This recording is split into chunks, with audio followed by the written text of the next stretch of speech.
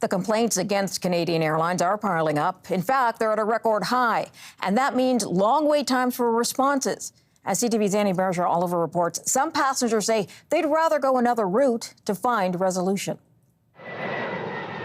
The number of air passenger complaints is soaring to new heights as the backlog for decisions from the Canadian Transportation Agency hits a record high. The size of the backlog depends not only on the number of cases we close, but also on the number of complaints being submitted. And the number of complaints being submitted continues to be very high.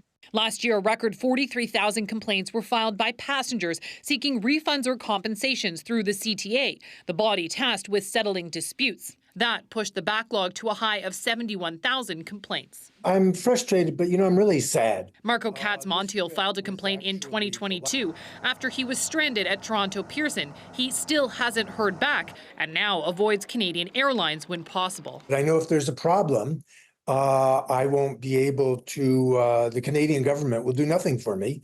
If I have a problem with KLM, I can go to the European Union and they enforce regulations. Passenger advocates call the European model the gold standard, saying it's simpler than Canada's system and puts a greater onus on airlines to pay up. We recommend passengers to avoid dealing with the Canadian Transportation Agency because of concerns about its impartiality and independence. The CTA says it is independent and with the help of recent regulatory changes is processing cases faster than ever before.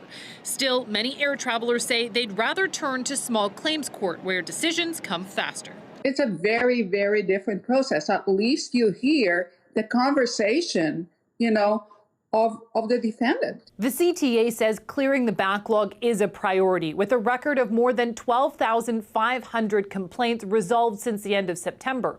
Still, the agency, Morella, can't say when the backlog will be eliminated.